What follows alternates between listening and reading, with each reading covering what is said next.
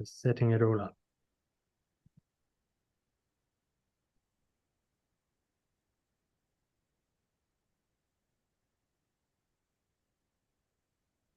Well, welcome everyone. My name is Ben Pink Dandelin. I'm part of the learning and research team at Woodbrooke, and in particular, I help look after the work of the Centre for Research in Quaker Studies. And this is the second in our series of Meet the Students, and I'm very pleased to have with me Erica Canela, who graduated in 2022. And we're just going to talk about your work and how it went and any tips you have for future students and also what you're up to now. So welcome, Erica. It's really nice to see you. Well, it's nice to see you too. Thank you so much for having me. It's a real treat to sort of be able to come and talk to you and to everyone there about my experience, my research and my experience, and sort of being able to talk about it after it's done is very refreshing. It's like, oh, right, this is nice. This is really nice. So thank you so much for the opportunity. Great, good. So maybe if we let people know what your research was about, what your findings were, and then people know what we're talking about as we keep going. Yeah, sure. So I'm an early modern social historian. And so my topic, I have my thesis in my hands. Oh, yes. So my thesis was, now I know the title of my thesis, but I'm going to read it like this anyway. So Quakers in Herefordshire and Worcestershire from the Civil Wars to the eve of toleration, circa 1640 to 1688. And I must say, it does look very nice, bound, and it's very heavy, representative of the incredibly hard work that went into it. So my research, it's a regional study, because obviously I'm looking at 2 counties in England, and it was intended to be very much a bog standard regional study of early Quakerism, and it evolved and turned into something very, very exciting. So the focus of the thesis is looking at the leaders, the people, sort of the first missionaries coming into these 2 counties, the communities that were formed, the leaders that grew from this, and also really looks at the lasting impact of the civil wars. And that's kind of very much been, it's very much kind of been my unique selling point of my thesis, is that I don't start with the Quakers. I start much earlier. And as I was doing my research, it was very important to recognize the impact of the emotional trauma of the civil wars. The thesis, it also looks at, it examines the impact that identifying as a Quaker in this period would have on an individual's personal circumstances, the family dynamic, and the wider community. And so it was very much, and then also sort of looking as the thesis went on about how are these meetings being developed, what's happening in these meetings, how are they using organization and missionary work and writing to spread this message. And it really became, it was utterly more fascinating than I could have ever imagined. It is really, for anybody who's known me over the last 11 years, you'd be quite surprised to see me smiling at the end of this process, because it was quite grueling. But yeah, so the research itself was, it was very, it was, obviously I'm looking at the mid 17th century, and I was very, very fortunate to have a group of Quakers who, obviously, they meticulously took notes and wrote everything down. Yes. But that these notes survived. I was very fortunate, to have, especially in Herefordshire, to have access to the earliest meeting minutes, to have, so the birth, marriage, and death records for this whole period. So yes, I was quite fortunate with my particular 2 counties. So a lot of my research was archival, looking at documents and really just transcribing. A lot of it was transcribing 17th century handwriting, which is it's an art in itself, really. Yeah. And how did you pick your topic? I Oh, mean, so yeah. So I suppose for, anybody sort of who's thinking about, oh, I would like to do a PhD in possibly in sort of anything that falls under the Woodbrooke umbrella, which isn't necessarily Quaker studies, as we learned sort of with Frederique's last Meet the Students, who she was looking at Amish studies. Anyway, I digress. I did not. I mean, my knowledge of Quakerism before I started my PhD was, to say minute, I did not know anything. I grew up in central Delaware, where there's a lot of William Penn influence. So I grew up sort of knowing about William Penn, but not really anything about Quakers. I grew up in a small town where there was a Quaker meeting house. I believe it's 19th century. Okay. And that was really the extent of my knowledge until I was looking for a PhD topic, and I was speaking with who I wanted to be my supervisor. And I was kind of just throwing topics out there. And he was like, well, have you thought about early Quakers? And I said, no, because that sounds really boring. No, thanks. So my supervisor, so Dr. Richard C. Allen, he said, well, just do a little bit of reading. And so I did. And I was so surprised, because the earliest Quakers were nothing what I was expecting at all. They were so, they were radical, and they were, can I say hell raising? I just did. Yeah. They were hell raising. They were very different. They were zealous. They were enthusiastic. They weren't sort of, people, when they hear you're doing a PhD in early Quakers, they say, oh, the oatmeal people. That's a given, right? Yeah, everyone experiences this. And then they're just like, oh, so they're the they're just kind of known for being, well, peaceful. And from my experience of meeting sort of modern Quakers, very lovely people. And it's like, well, no, they weren't always these pacifists. There was a real fire in that, in those early years, where they thought that the world was going to end for good reason. And there is this just staggering determination to save as many people as they could. And the means of which they were trying to convince people this is extraordinary stuff. And so the more I read, I was just kind of like, oh, this is not what I was expecting, and sign me up, please. Okay. And so yes, it was fantastic. I felt very fortunate to have worked with a supervisor who was really quite notable in the field, this particular early modern Quaker history in Wales. Yes. And so sort of having somebody in my corner that incredibly knowledgeable and could kind of guide me in the right direction without imposing. Richard never imposed his views, but just gently guided. And I feel very fortunate for that experience. No, that's great. I think it's a common thread that finding the right supervisor is really important, and having a good working relationship is so crucial. So Richard has done the seminal work on Quakers in Wales. So how did you pick Worcestershire and Shropshire? Worcestershire and Herefordshire. I do beg your pardon. That's okay.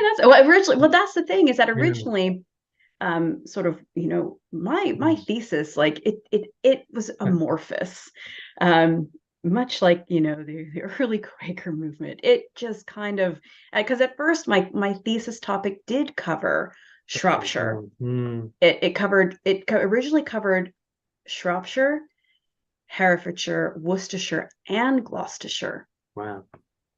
And then it was like, okay, this is not going to work. This Too big. is too big. And so those counties were chosen because on a PhD level, they had not been done before, because Okay. within within the country, sort of regional studies have been taking place over the last 50, 60 years. And so, but the counties I was originally looking at, they had not been done at a doctoral level. And so then as I was doing my initial bits of research, it became very apparent that 4 counties was way too big. Mm-hmm. And so I narrowed it down to Herefordshire and Worcestershire. The time period of my thesis also radically changed, because I was originally looking at 1652 to 1725. Wow. Okay. And so that also had to change. And again, that's guided by the research, that's guided by the source material. And I had so much information for the earliest period that I needed to, and I just had to keep bringing it back, making that focus a little bit tighter. And so my thesis was all the better for it. I'm very glad that I sort of always maintained a very flexible mindset when it came to my research. You put together a PhD proposal, Yes. and it's a lot of work, and you submit this form, and you're very proud of it, and it feels like this is it. This is it. And for me, that was not it. Okay. It just constantly changed. And in some ways it was frustrating. But in the other ways, it's kind of like, well, this is all, you have to be a little bit loose, or else it doesn't, you can't pigeonhole yourself. And so I'm quite glad that I was able to sort of expand, contract, both with the regional area I was looking at, but also with the time scale. I think that's a really important point, that kind of creativity, that creative dynamic, that you need to be open to see, as you say, where the data leads you and what emerges from the data that has life. And I mean, in some ways it's incredible that those counties hadn't been looked at. I mean, I'm thinking you've got the Battle of Worcester, and you've got Richard Baxter, the anti-Quaker Puritan. I mean, you've got some really great things going on there. So yeah, that's sort of the other thing that sort of came out of my thesis really unexpectedly, is that I ended up with I don't want to say cast of characters, because that makes it seem like it's not true. But I did have sort of these individuals in my study, and they kind of pop up throughout, they pop out throughout my thesis, and sometimes they interact together, like in trial. And it's like, oh my gosh, how are all of these people how are these people all together in the same place? And sort of, and obviously in the 1650s, like Richard Baxter in Kidderminster is such he's what a national presence. And talk about, he really did not like Quakers and what they were doing. And to be honest, for good reason. Sort of with Quakers, with early Quakers, they write a lot about being persecuted. That's very much their narrative in this time, is persecution. But in a lot of cases, they're just being prosecuted for breaking the law. And there is a really important difference there. Yes. And so Richard Baxter is certainly in the very early period. He's an easy target for sort of for local friends who sort of, local converts in the Herefordshire and Worcestershire area, but also traveling friends when they're coming. It's just kind of like, you know what, we're going to go ahead and stop by St. Mary's Church in Kidderminster. We're going to go into the service, say our thing. We're going to see how the congregation react. It's not going to go well. It's really not going to go well. And so it's just, I'm also surprised that it hadn't been done. And I'm very grateful that it wasn't, because it just opened so many doors for me. And it was really, really exciting. And I think the fact you go back into the 1640s is so important.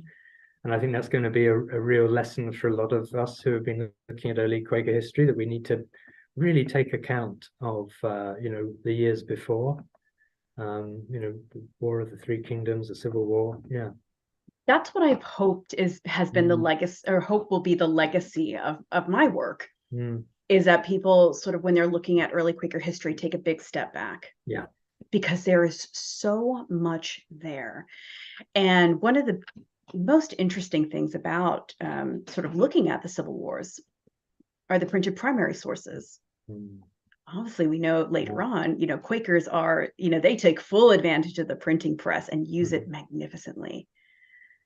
But when you're looking at the Civil War period and how both sides are using this, the way that the conflict is described in such gory detail. I mean, there are some quotes in some of these pamphlets that, I mean, it's a quote that's so gross that you can smell it. Like it just, and they're really conveying the totality and chaos of war. Yes. It's impossible to look at sort of how the reception of Friends, without taking that into account. Yes.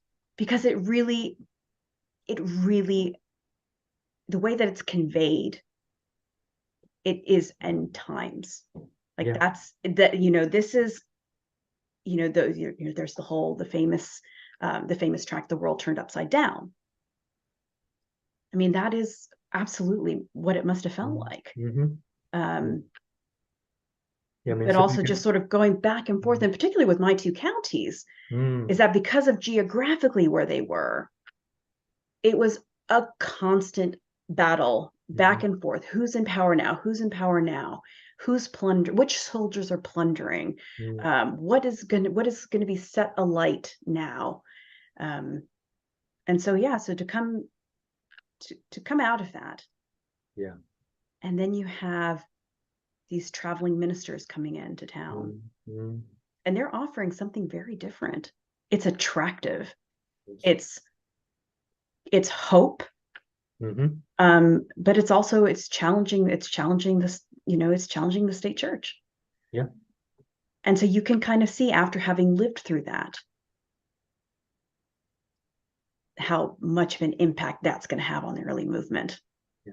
No, great. I can hear, I mean, it's still exciting. I can hear the excitement for the topic. That's lovely. And obviously I'd recommend anyone to look at your thesis. So let's just think a bit about the mechanics. I mean, you actually began, I mean, you were working with Richard Allen, who's part of our CRQS supervision team. As you say, notable historian of the early modern period and Quakerism. But you were actually with him at the University of South Wales, is that right, to start with? Yeah, that's right. So I didn't start with the University of Birmingham. I was at the University of South Wales for the first. Okay, full disclosure. Okay. I should probably have said this at the very beginning. It took me a very long time to finish my thesis. You did mention 11 years, so or. Yeah, it had been, so my thesis sort of took just over 9.5 years, start to finish. So halfway, my halfway point, which I didn't think was my halfway point, but 5 years into my PhD, sort of the situation changed with the university. There were redundancies in the history department. I was left supervisorless. Okay. And so I needed to find another home. Mhm. So for, to Mhm. carry on. Yeah. And so when Richard was able to sort of become a supervisor Mhm. with Woodbrooke, with CRQS and Birmingham, I was able to come Okay, great. to Yeah. to the University of Birmingham and actually officially be part of Mhm. Woodbrooke. Yes. Before then, like as soon as I had started my PhD, I had sort of started coming to events. Mhm. I was very graciously invited to student days, and I was able to participate and meet people, even though I wasn't part of the University of Birmingham. Mhm. But then being part of the university sort of gave me a lot more access. Um, well, obviously to the breadth of everything that University of Birmingham can offer. Mhm. Yeah. So yeah, I mean, a good point there. Thank you that our student days are open to any Quaker Studies scholars, and that we are, I think, really trying to cultivate a community of research, regardless of where people are affiliated. But it was wonderful. I mean, it was wonderful for us that both Richard was able to join the CRQS team, and then you and a couple of other students were able to transfer in. So did the university take account of the time you'd already uh, taken for your research? I mean, didn't start you at year zero again. Oh Is it? goodness, no. No, good. No. Thankfully, they Just did. if They did anyone take. else is in need of this. Yeah. Yeah, so it was taken into account. I had to fill out, paperwork. Mm-hmm. Universities and admin, they just Sure. go hand in hand. And so I did have to fill out some paperwork, and it was very straightforward. The university was really great, to be honest, Mm-hmm. and it was pretty simple to get all of that sorted. And so when you're talking about sort of the community that has been developed, I the first moment I think I attended a Quaker Studies Research Association conference, Mm-hmm. and that was right when I started my PhD. You could just feel that, like there's a real warmth and sense of community at with Woodbrooke, Mm-hmm. that I'm not sure if you can get that anywhere else. It was a really unique experience because a PhD is um it's it's meant to be a very lonely, isolating journey. It You read horror stories about how people really do feel very, very alone. And even when I hit my wall, Mm. I never felt alone, Okay. because of the people that I met through Woodbrooke, through conferences. Mm-hmm. I met as many people as I could, because unless you've actually gone through this process, you don't understand it. Mm-hmm. You can be empathetic and you can be there, but doing a PhD is very it's a very unique experience, that's for sure. And especially when it takes as long as mine took. Um, you need people. You really do. Mm-hmm. So you've said it was quite grueling, and then you've just mentioned the wall. Would you be prepared to say a bit more about that? Of What course. kind of happened? I my Richard had told me at the very start. He was very, clear as kind. He was very clear from the get-go that there were going to be moments when I absolutely hated my thesis and Mm-hmm. wanted to chuck it in the bin. Mm-hmm. And and I went a very long time without that. And I was like, oh, smooth sailing, smooth sailing. Yeah. And then I tell you what, when I got to the very end, before I submitted my thesis, there were countless times when I wanted to quit, because I thought, I cannot do this anymore. This is Now, granted, when you're doing a PhD, life happens around you. Life does not care that you're trying to finish this massive piece of work. Mm-hmm. So it just kind of, there were a lot of things sort of going on. My dad passed away in 2019. I had been quite sick 2 years before. We had the pandemic, Mm. and the pandemic closed the archives. Yes. There were all these things happening, and I kept pushing through. And then when I got to the very end, it kind of felt like it was a little bit too much for me. And I really wanted to quit. And everybody was just like, you have come so far. You absolutely cannot quit now. And then I just, wiped the tears away and just like, I can do this. And I did it. And I did it. And I did it with the support. I did it with the support of obviously my nearest and dearest. Mm-hmm. But I tell you what, the people that I've met through the PhD, Mm-hmm. those are the people who were really, on those Zoom calls, those phone calls where I'm absolutely just crying my eyes out. Those are the people who were there. It was quite extraordinary and very cool. And I remain incredibly grateful to all of those people. It is good, isn't it? Yes. And so you just kind of you get Yeah. to that point. So when you're hitting that wall, Mm. I mean, a lot of it is, it is imposter syndrome that sort of Good. creeps in. And this Mm. comes up all the time, imposter syndrome. Like I am not here on my own merit. I'm here because um somebody really likes my supervisor and just took pity on me. And sort of Yeah. these thoughts just like they just invade your head, and it's like, oh. And so you just have to push it away. And it's really difficult. But, having people around you Mm-hmm. who understand this process, it makes all the difference. Yeah.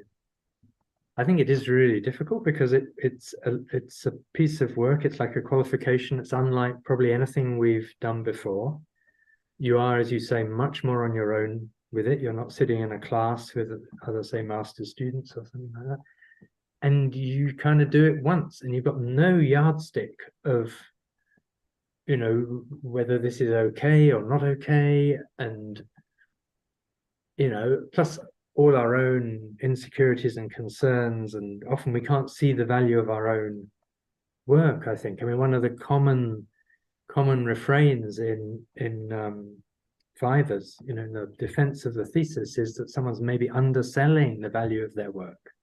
They're being a little too modest about it, or, and I think that's often because we can't see the real value in it, or we're unsure, or so. Yeah, totally understand what you're saying, and I think imposter syndrome seems to be endemic to the academic world. I mean, you get people even, wherever they are in their careers, still riddled with anxiety. Unfortunately, it must be something in the water of the university system. But anyway, yeah, we, it's not. we won't comment too much further on the university system. No, I mean it's not. There are problems with it. We know that. So and I suppose one of the things we're trying to do in CRQS is make the work much more collaborative. And so, as you say, trying to ease the isolation. It's not about, we're not competing with each other for anything. We're trying together to build knowledge and understanding, however the university wishes to play it. But yeah, good. I mean, it's sort So, of sorry, just a really quick example of sort yeah, of just when please. you're sort of, when I was sort of in that dark place at the Mm, end of my thesis, like just being able to sort of like looking at sort of some meeting minutes, right? And I mm, was looking at meeting minutes, and I just could not read this sentence. And mm, like my background sort of before I started the PhD is very much, paleography, reading old okay. handwriting is very Mm-hmm. much my thing. And I was reading this sentence over and over. I could not make any sense of it. And so I was like, oh, you know what? I'm gonna ask a fellow PhD student. And so I did. Mm-hmm. And so yeah, so I asked my friend, so Dr. Isabella Rosner, I Mm-hmm. sent her an email, and I said, can you look at this for me? I was like, I don't understand, like, why am I not seeing the Mm-hmm. words here? And so I sent it to her, and she came back to me in like 10 minutes, and she's like, yeah, this is what it says. I was like, oh, yeah. But just being able to sort of have, like, when you're in Yes. those moments of Mm-hmm. pure panic, Mm-hmm. And then like just being able to, oh, you know what? I do know somebody else who Yes. can read old handwriting. This isn't like a question where I can, call my mom and say, Mom, Yeah. can you look at this for me? Can you help me with this? Phone a friend. Yeah. And so, yeah, so that, I mean, again, that's, there is no competition, as you said. It's just people supporting people. And that is a really beautiful thing. And sort of being able to sort of look at this when, just thinking about what we're going to talk about today, like I am left with this intense gratitude for for for the people that I met. And I've mentioned it too many times, I'm sure. It's like everyone's like, Erica, we get it. You like people. But I tell you what, it was transformative. It really was. It was a game changer for me, meeting people. And yeah, that's like, I mean, that's sort of, I know we're not at this portion of the of the conversation yet, but that's my advice for students always, is go to conferences, introduce yourself. This is sort of one of those, within the circle that we're in, this is one of those really rare situations where you're going to tell somebody about your research and they are going to be really interested and have good questions for you. So you've got to take full advantage. Yes. And this is the advantage of presenting at a conference, is that more people will hear about your work. Then all those conversations in the coffee queue or whatever are going to happen. I mean, it's exposing in one way, but at that same moment, that extra visibility is so crucial for building networks and getting, really helpful suggestions and things like that. So yeah, 100%. And that's the other thing about presenting papers, is that it is intimidating, especially if you're a new student. It is intimidating to go to a conference and give a paper. It's still intimidating after you've been doing this for a long time, because everybody dreads the Q&A section. Like, who is going to say something that's going to totally challenge me and expose me for the fraud that I am? But I tell you what, you get some great feedback. Yes. You get, and it starts off really good conversations, and conversations where you kind of thought your argument was going one way. You have a really enlightening conversation over a cup of coffee, and it's like, whoa, wait a second. I hadn't thought about it like that. Sort of one of these instances is I gave a paper at it was the history group at the Friends Library in London. Yes. And so I gave a paper on sort of the historical love of my life, Humphrey Smith. If you know me, I talk about him all the time. Like, he's on a first name basis. Like, my friends and family know about Humphrey. And so I was giving this paper. And then afterwards, somebody came up to me and then started talking to me about, wait for it, neuroplasticity. So it's this idea that, so it's this study of like how your brain changes, how you after sort of, trauma, like your brain can change, and your synapses sort of just relocate.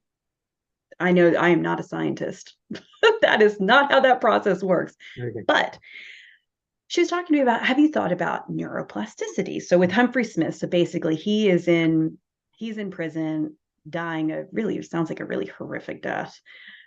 Yet all of the eyewitness testimonies are that he died peacefully. He never complained. Yet his body is being ravaged by typhus. And it's like, how on earth is this happening? And so she's like, oh, have you thought about this? And I was like, oh, no. I mean, he'd been in and out of really horrible 17th century prisons for, the last, for 6 years. Yeah, that's something I can think about. It's a trauma. Yeah. And so yeah, I mean, you were challenged, and that's the thing, is that you're challenged, but it's usually in a really lovely, constructive way. People just want to help people. Yes. Make sure that, have you thought about this way? Have you read this person's research? Like, ooh, I didn't know that person had done the research on that subject. I need to read that. So it's great. So you mentioned going to the annual Quaker Studies conference that CRQS and QSRA put on. And then presumably you were going to early modern history conferences, were you, or religious history conferences? So I kind of at the very beginning. So I went to the QSRA conference. Mm-hmm. I sort of became so then I started going to the Conference of Quaker Historians and Archivists, Yes. Okay. which sort of is mostly North American, Mm-hmm. but then every 6 years they come Mm-hmm. over to the UK. I gave a paper at the it was a postgraduate conference at the University of Edinburgh. Okay. And then also sort of at Friends House Library as well when they had their history group. So yeah, so it's kind of like, Mm. you kind of find where will Yes. somebody want this paper? Find your tribe. Okay. Yes. And I mean, it's good practice for the Viva, I think, as well, getting those questions at the end and, prepares you Nothing for. nothing can prepare you for the Viva. And I say this, and one of my examiners. Yeah. It was very kind and very thorough. Mm, okay. I can certainly say that. And yeah, I mean the Viva itself is, gosh, it's so nerve-wracking. Mm. It's, Well, it's an yeah. exam like no other. It's like, what have you been doing for the last decade, And Erica? Prove again, it. we've never done it before. We don't know. I mean, we're kind of prepped, but we don't quite know. I mean, we had no idea what someone's going to ask us. So Yeah. yeah, exactly. Yeah. Anyway, yeah. Anyway, you sailed through that, so that was great. But so just let's, if I can ask you, I mean, you were working alongside your PhD, Uh, working full time, is that right? Or yeah, I was working full time as well. I mean, okay, It so was we wouldn't normally recommend that. So I mean, how did you manage time and organization and things like that? so I was very fortunate at the time that I had a job that I had a lot of flexibility.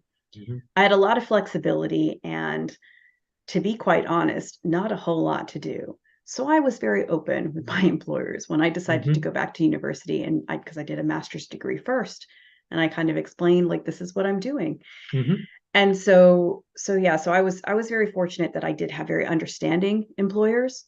Um, if I had wanted to go to part-time, I could have, I think. Hmm. Um, it was not easy, of course not. It was, working full time and doing, and you say, oh, you're doing a PhD part time. It's not. Hmm. It's not part time. It is full time in your head. It's full time and overtime in your head because you're always thinking about it.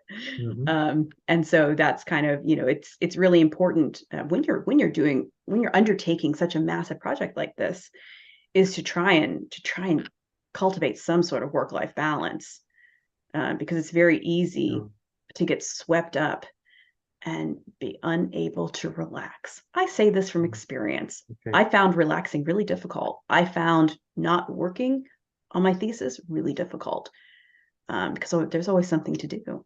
Yeah. And were you using like work holiday time then to go to archives and things like Yeah. that? Yeah. So that I was using that, and then Yeah. I was very fortunate with Worcestershire, especially, is that they were Mm. open every Saturday. Oh, okay. And so Yeah. I'd spend countless Saturdays in Worcestershire Mm. archives, which, if anybody's research takes them there, it's a wonderful space. It is one of the best, most well presented, purpose built archives that I've been to. It's fantastic, and the people who work there are really lovely as well. That's the other thing, archivists. Okay. So as a PhD student, certainly with the kind of work that I've done, Hmm. you have to engage with archivists. Mm. And I tell you what, they know so much and are so happy to help. You just have to ask. You just have to Yeah. ask. I Yeah. think a lot of times people will go into archives, they'll have their list of items that they need to look at. And then hey, here's this piece of paper, hand me some more pieces of paper. It's Mm-hmm. this very sort of just one-dimensional transactional relationship. But Yeah. if you actually start talking to the archivists, oh my gosh, they're a wealth of information, just really fantastic. And Mm. again, just I was very fortunate that in all the archives that I visited, just people so happy to help. Great. That's good. Yeah, you've got given us a great sense of it kind of being a whole team of people with you and behind you, and you have alongside. to force that sense of community, because Mm-hmm. it's very easy. It is too easy Mm, to just think, I'm doing this alone. mm-hmm. Nobody understands, Mm-hmm.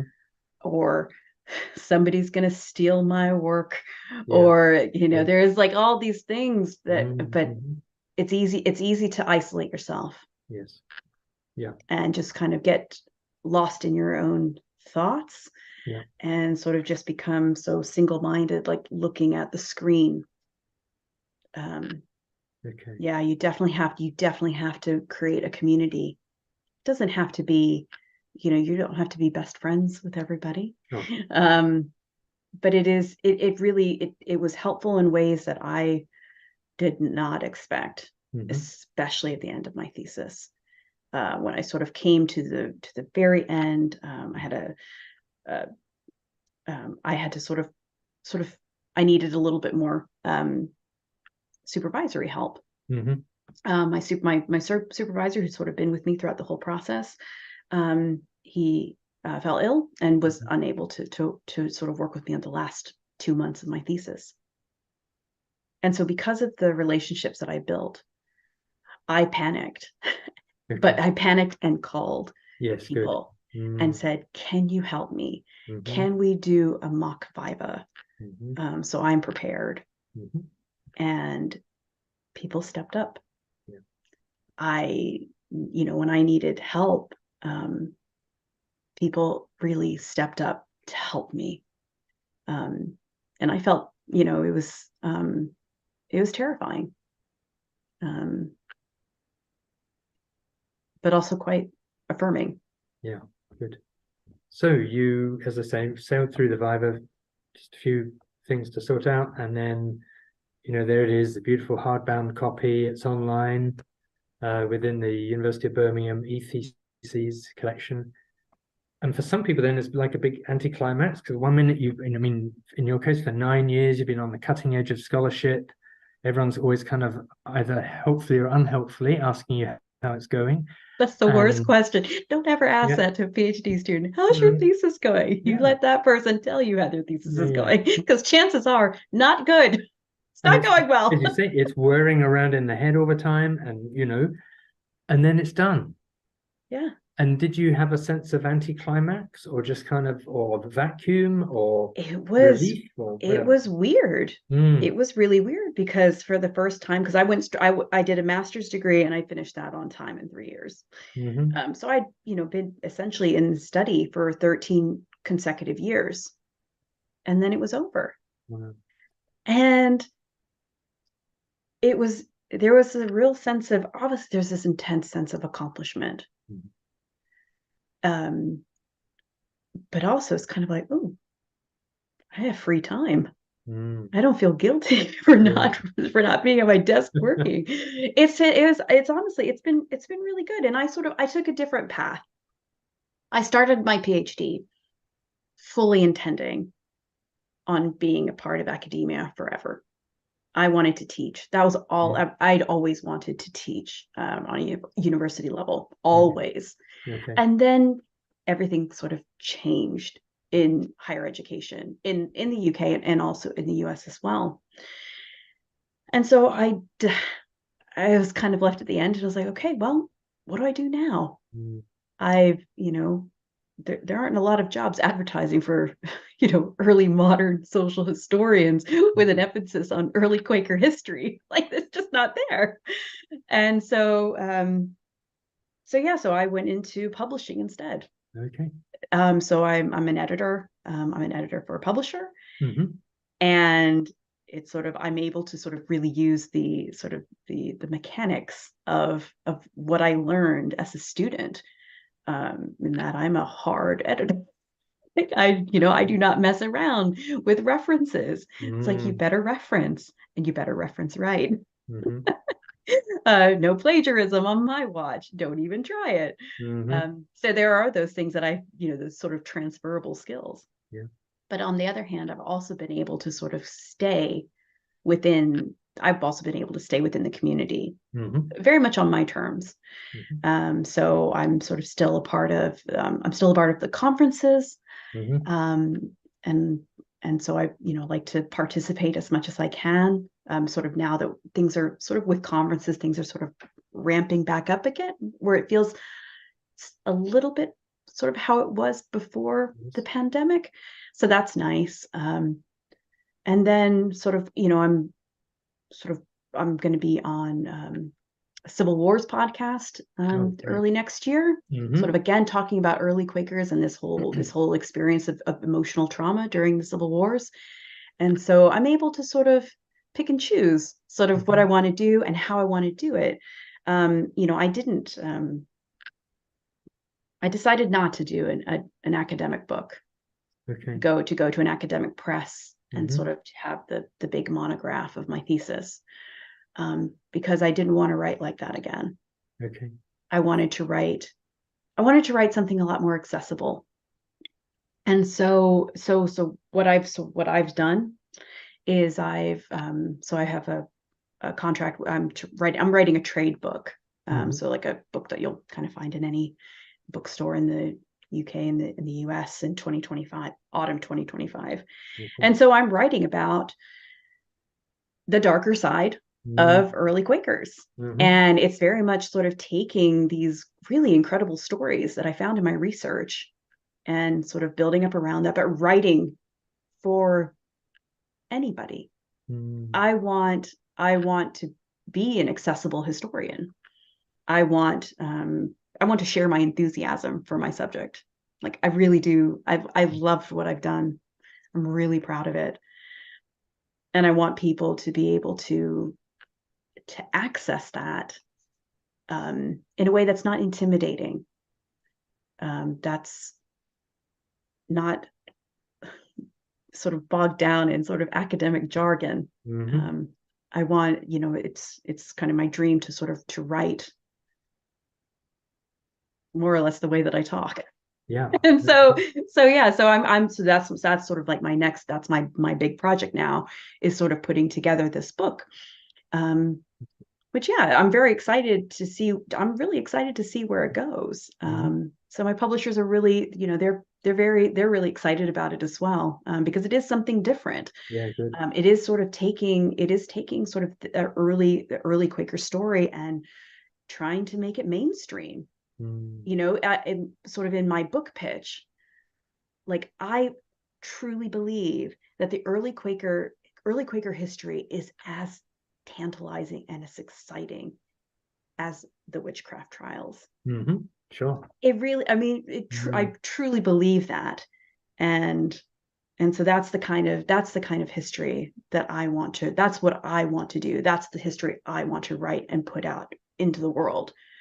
I mean, great though that the research then doesn't just sit in the university, and we're always keen to get stuff out in lots of different ways. And that Rhiannon Grant, my colleague, is running a weekend next September on getting your thesis into a book, and it's like all kinds of books.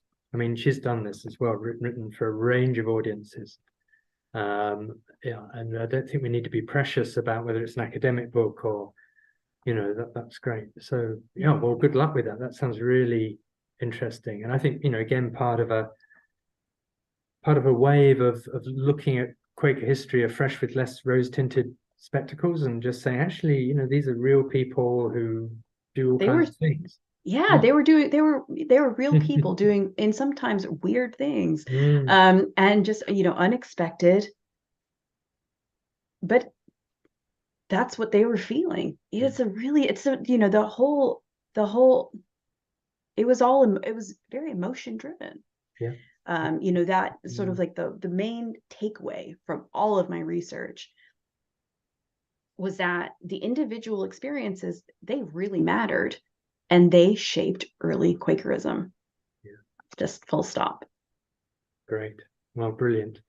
Is there any final word of encouragement or advice you'd offer someone who's like maybe just thinking about going down this path, or maybe has already started?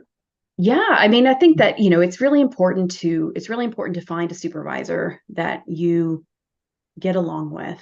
And I have to say, and I wasn't paid to say this, but everybody that I have met within Woodbrooke and the Center for Research and Quaker Studies is phenomenal. Just genuinely nice, caring, incredibly intelligent people. And so I don't think that you could have a bad experience sort of joining this particular community. But yeah, a good supervisor relationship is critical, because this is a person who is they're in the trenches with you, Mm-hmm. and you have to make sure that you get on, and that they sort of can see your vision for your thesis. Also, sort of other advice I would have for students. Oh gosh, take good notes. Okay. Like when you're in the archives, take good notes. Yeah. When you're writing things, make sure that, when you're reading books and articles, that you are putting those down in your bibliography. When you're at the archives, you make sure that the photos you're taking are Mm, very, very good, because I'm not totally speaking from personal experience. There's nothing worse than looking at a photo and thinking, oh my gosh, that is terrible. When on earth can I get back to that archive? And so just be meticulous and take your time when taking those photos. Yeah, like again, going back to supervisor, trust your supervisor and be honest when things are not going well. Putting on a brave face, pretending things are great, it mm-hmm. helps no one. Be honest upfront as soon as possible, because then you can get help Yeah. and have some grace, or at least sort of have that sort of mind worm that's sort of burrowing its way. You can sort of pull it out, and then Mm-hmm. fine. I'm not going to worry about that. Getting your work out there is Mm-hmm. really important. If there are opportunities, even if you think, oh, I'm not sure if this is ready for publication, ask. Like, Yeah. I serve on the editorial, I'm on the editorial team of Quaker Studies Journal. And if you think, what, I think I might have something here. Gosh, just ask. And it doesn't necessarily have to be my journal. It's just, if you think that your article is just about ready, Mm, contact the editors. Like, get that feedback. Let somebody read it and say, okay, you're just about there. Don't yeah. be afraid. The worst they're going to say is no, I'm sorry, I don't have time to Mm-hmm. review this. And that's fine. Always write. This is another thing that my supervisor constantly, like, I mean, I love Richard, obviously. But yeah, it was just like, you're not going to get better at writing until you write. Like, there's nothing more intimidating than a blank page, but just keep writing, always writing. It's easier to edit Yes. than to start fresh. So always write. Um, I think that you always have to, it's very cheesy, but you have to believe in yourself. You have to believe in what you're doing.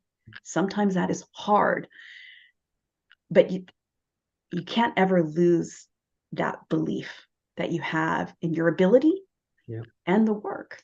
Mm-hmm. And then, as I've, sort of evangelized, just meet people, Mm-hmm. go to conferences, go to student days, introduce yourself, and you'll be really surprised by what you get back. It's exceptional. So, I mean, I had, you know what, you know what, now that I'm done with my Yeah. PhD, like, I, I, I loved it.